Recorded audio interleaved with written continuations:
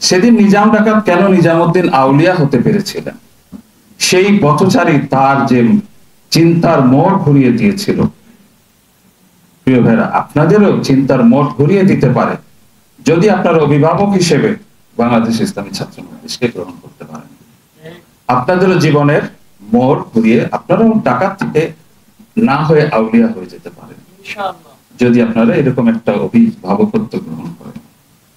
আল্লাহ তাআলা কোরআন মজিদে বলেছেন যে নিয়ামতের যদি শুকরিয়া আদায় করো তাহলে আমি নিয়ামতকে আরো বাড়িয়ে দিই। তো ঢাকা বিশ্ববিদ্যালয়ে এত যুদ্ধের পরে যে যারা ভর্তি হয়েছেন অবশ্যই তারা একটা নিয়ামত পেয়েছেন। আমি বলবো অবশ্যই আমরা এই নিয়ামতের শুকরিয়া আদায় করব, ঠিক কিনা? ওকে, আমি এরপরে জাস্ট কয়েকটা পয়েন্ট বলবো। বিশ্ববিদ্যালয় জগৎটা একটা গোলক ধাঁধায় পরিপূর্ণ।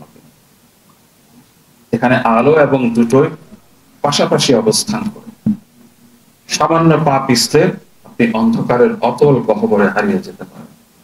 প্রতি মুহূর্তে অসংখ্য কালো থাবা আপনার দিকে বিস্তৃত করে আছে। এই সমস্ত থাবার কোন একটা কবলে যদি আপনি পড়ে যান, আপনার দুনিয়া ও আখিরাত দুটোই শেষ হয়ে যাবে।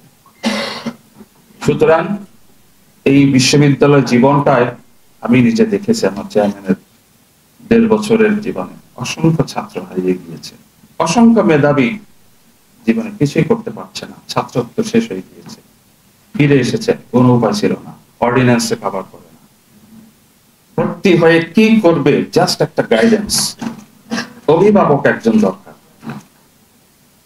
আমরা পেয়েছিলাম আমাদের ছাত্র জীবনে এরকম চমৎকার একটা অভিভাবক, রবিউল আমিন সাদির মতো ভাইরা, আরো এরকম অনেক ভাইদেরকে অভিভাবক হিসেবে পেয়েছিলাম। জয়নুল ভাই নামক প্রতিনিয়ত খোঁজ খবর রাখতেন, কোথায় যাচ্ছে, কি করছি, তাদের সাথে মিশছি, আমাদের খোঁজ খবর রাখতেন। এইরকম একটা অভিভাবকের চান্স মনে হয় মিস করা ঠিক হবে না। নিজেকে, যেহেতু এখানে অভিভাবক নেই, নিজেকেই নিজের পথ চিনে নিতে হয়। সুতরাং ছাত্র মজলিসকে আপনারা আপনাদের অভিভাবকত্বের দায়িত্বটা দিতে পারেন নিশ্চিন্তে।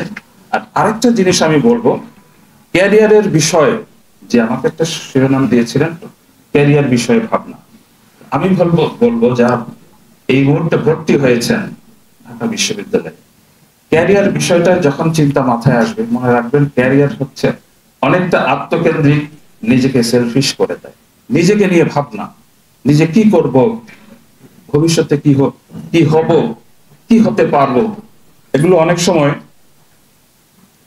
স্বার্থপর কেন্দ্রিক চিন্তা চলে আসে। শুধু আল্লাহর উপরে আপনার ভবিষ্যতের ভাবতে ছেড়ে দিতে হবে। মনে রাখতে হবে জীবনের 20-22টা বছর কিন্তু পার করে আপনি এখানে এসেছেন, আর আপনার হাতে 40 থেকে 45 বছর সময় আর আপনার হাতে আছে। এই সময়টুকু আপনি কিভাবে কাটাবেন তার উপর নির্ভর করছে আপনার দুনিয়া এবং পরকালীন সাফল্য। অর্থাৎ বাকি যে 40-45 বছর সময়, এটাকে যদি ওয়েল প্ল্যানিং আপনি না করতে পারেন, তাহলে আপনার দুনিয়া এবং আখিরাত দুটোই সর্বনাশ হয়ে যেতে পারে। তো আমি বলবো যে ঢাকা বিশ্ববিদ্যালয়ে অজস্র সুযোগ, নিজেকে বিকশিত করার সুযোগ কিন্তু রয়েছে এবং অ্যারেঞ্জমেন্টাল দেয়া, এই সুযোগগুলোকে গ্রহণ করতে হবে। আমি দৃষ্টি আকর্ষণ করে বলতে চাই, সরকারের প্রত্যেকটা ছাত্রের পিছনে প্রায় লক্ষাধিক টাকা ব্যয় করা হয়ে থাকে একজন পাবলিক বিশ্ববিদ্যালয়ের ছাত্রের পিছনে। সায়েন্সের ছাত্রদের জন্য আরো বেশি। মনে রাখতে হবে এটা গরিব মানুষের টাকা, জনগণের টাকা। আপনি অমুক ভাই জিন্দাবাদ, তমুক ভাই জিন্দাবাদ এর পিছনে করে করে আপনার এই জনগণের অর্থের অপচয় করবেন, মনে রাখতে হবে এটা আমানতের খেয়ানত। কাজেই জনগণের যে আমানত, জনগণ যে আমানতের পয়সা দিয়ে, ট্যাক্সের পয়সা দিয়ে আপনাকে, আপনার পেছনে লক্ষাধিক টাকা ব্যয় করছে, এই টাকার হিসাব কিন্তু একদিন দিতে হবে। অর্থাৎ আপনাকে আপনার ঢাকা বিশ্ববিদ্যালয়ে ভর্তির যে উদ্দেশ্য, সেই উদ্দেশ্য সফল করতে হবে।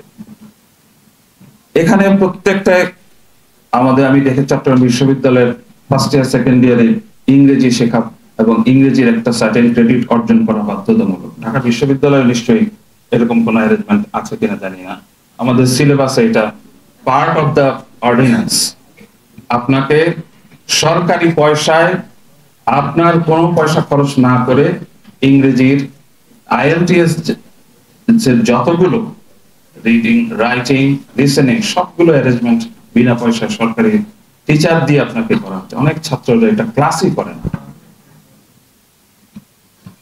এরপরে আছে ঢাকা বিশ্ববিদ্যালয়ে আপনি প্রত্যেকটা লাইব্রেরিতে অজস্র পত্রিকা, দৈনিক পত্রিকা, ম্যাগাজিন রাখা আছে সরকারি পয়সায়। যান, আপনি গিয়ে সেগুলো পড়তে থাকেন। আপনি কিভাবে মাদকাসক্ত হবেন? সুযোগ নেই।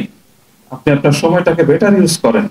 যান সেন্ট্রাল লাইব্রেরিতে রেয়ার সেকশনে চলে যান, হাজারো রকমের এনসাইক্লোপিডিয়া সেখানে সমারোহ আছে, অজস্র এনসাইক্লোপিডিয়া। আমি এমন অনেক দিন আমার গিয়েছে, সারা দিনের কোথায় সময় চলে গিয়েছে এনসাইক্লোপিডিয়া শুধু ছবি দেখতে দেখতে আমার দিনটা কেটে গিয়েছে। সেই রেয়ার সেকশনে যান, অসংখ্য এনসাইক্লোপিডিয়া সেখানে রয়েছে। পাঠাগারে আছে লক্ষাধিক বই।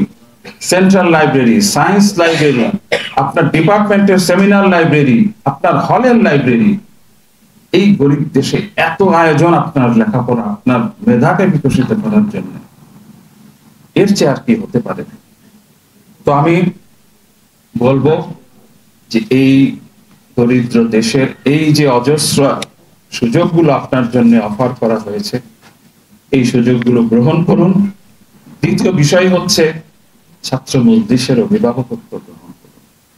ছাত্র মজলিস যদি আপনার দায়িত্ব গ্রহণ করে, আপনি অবশ্যই জীবনে সফল হবেন।